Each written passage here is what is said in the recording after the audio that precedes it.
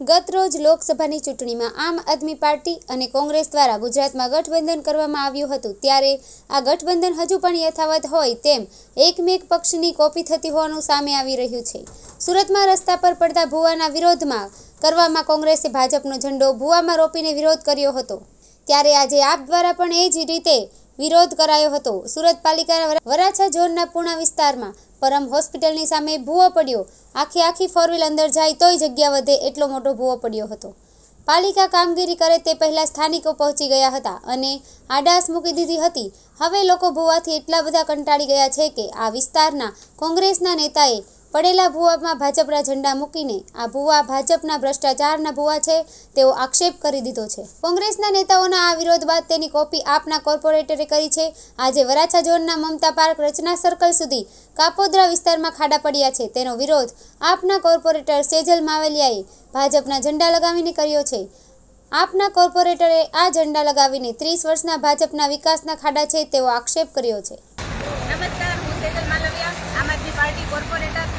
ચોમાસાની શરૂઆત થઈ રહી છે, ઝરમર વરસાદ આવી રહ્યો છે અને આજે હું તમને 30 વર્ષનો ભાજપનો વિકાસ બતાવવા જઈ રહી છું. 30 વર્ષની અંદર ભાજપે ખૂબ જ વિકાસ કર્યો છે.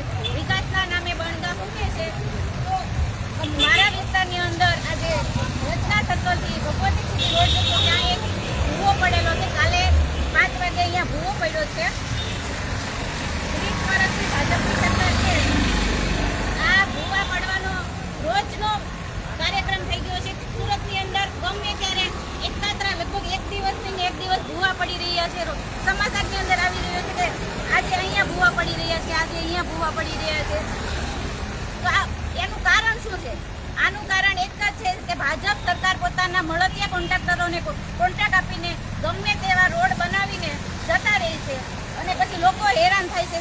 સુરતની અંદર અત્યારે એવા એટલાય રોડો છે કે જે ખૂબ ખાડા છે, કેટલી જગ્યાએ ભૂવા પડી રહ્યા છે. આ વિસ્તાર છે, જુઓ તમે અહીંયા કેટલી ગાડીઓ આવી રહી છે અને આ ભૂવો ખાલી આટલો દેખાય છે પણ અંદરથી ખૂબ જ ઊંડો છે. અહીંયા મોટું વ્હીકલ જાય તો અહીંયા ટાયર બેસી જાય એવી સ્થિતિ છે. સુરતની અંદર લોકોને બીને ગાડી ચલાવવી પડે છે. રાતના લોકો નીકળીને કોઈ પણ બીને ગાડી ચલાવવી પડે છે. ક્યાંક ભૂવો પડશે, ક્યાંક ખાડા મોટા છે.